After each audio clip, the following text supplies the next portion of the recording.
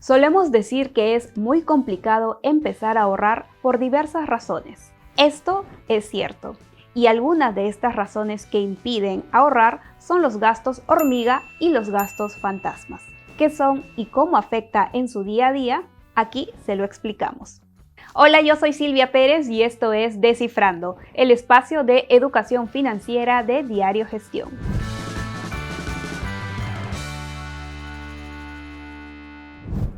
Tanto los gastos hormiga como los gastos fantasmas impiden que uno pueda empezar a ahorrar. Empecemos por los gastos hormigas.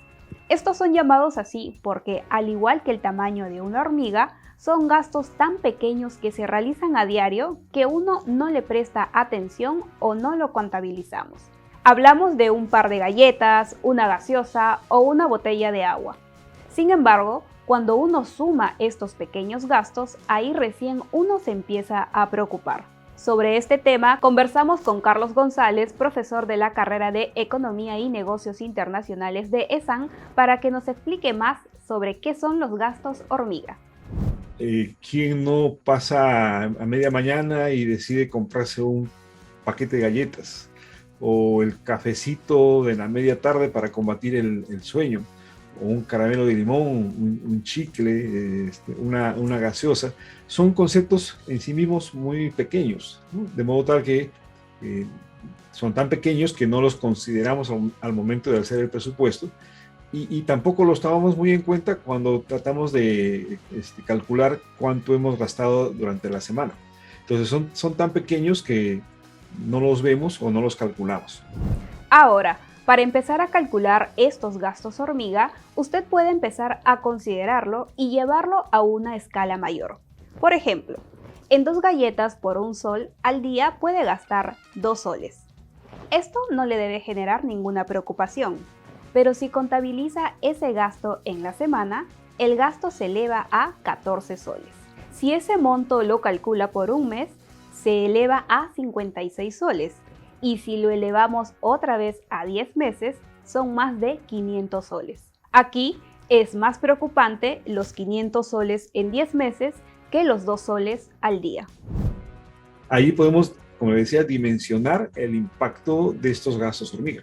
Individualmente parece muy pequeño, insignificante, no le prestamos atención, pero cuando ampliamos nuestro análisis a un tiempo un poco más largo, nos damos cuenta que es una suma bastante importante.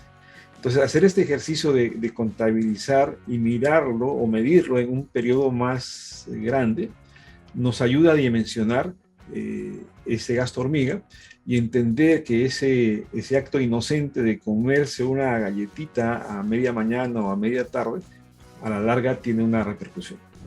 Una manera de evitar estos gastos hormiga es realizar un presupuesto y poner una especie de rubros varios en donde considere realizar estos pequeños gastos. De esta manera, cuando vea que ya está llegando a consumir ese monto, dejará de hacer estos gastos y empezará a controlarlo. Por ejemplo, ¿qué podría comprarse con los 56 soles que gasta en galletas al mes? Ponga en práctica este ejercicio y aprenda a controlar los gastos hormiga. Ahora pasamos a conocer qué son los gastos fantasmas. Aquí el experto nos explica.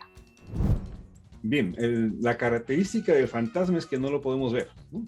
Pero cuando lo vemos nos pega un susto enorme, ¿no? Lo usual, lo normal es que yo hago una compra y desembolso o entrego un monto de efectivo o uso mi tarjeta de débito o mi tarjeta de crédito, entonces estoy visualizando el gasto.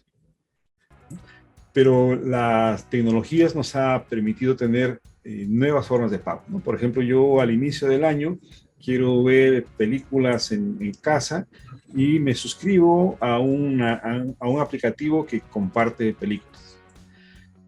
El aplicativo me exige una suscripción por un periodo determinado, digamos 1 año, y además, como lo pago con la tarjeta, me permite o me solicita que lo autorice que cada mes vaya cargándome la cuenta conforme va pasando el tiempo.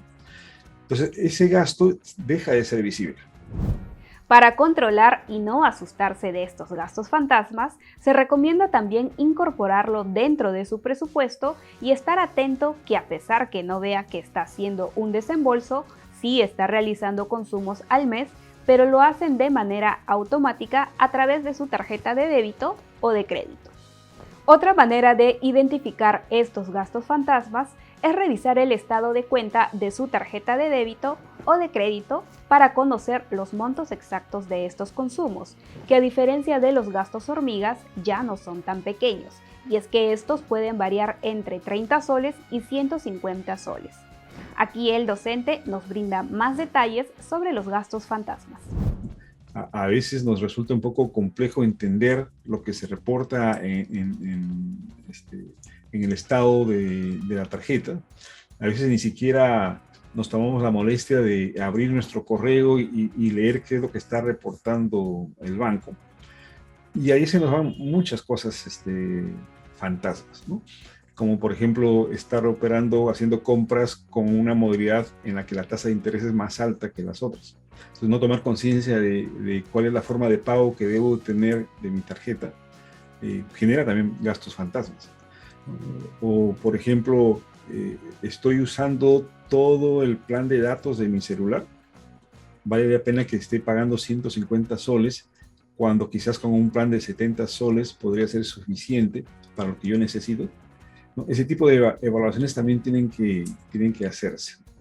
De esta manera, recuerde hacer evaluaciones diarias o mensuales a los gastos que realiza y así ajustar aquellos que no le harán bien a su bolsillo. Para finalizar, el profesor González nos brinda estas recomendaciones. Bueno, la primera recomendación es que estemos atentos a los gastos hormiga, y la mejor forma de hacerlo es teniendo la paciencia y la disciplina de contabilizar esos gastos en el día a día o en la semana para poder medirlos en su verdadera magnitud. En cuanto a los gastos fantasma, creo que es muy importante siempre revisar qué conceptos se están cargando en la tarjeta de crédito. Revisar siempre los estados financieros para que podamos nuevamente visibilizar. Creo que acá la palabra clave es contabilizar y visibilizar. Con esos dos verbos creo que podemos estar atentos y prevenir a las hormiguitas y a los fantasmas. De esta manera terminamos el programa. Muchas gracias por acompañarnos en esta edición. Recuerden que pueden compartir este video y también suscribirse a nuestro canal de YouTube para recibir más contenido como este. Nos vemos en la próxima edición de Descifrando. Hasta luego.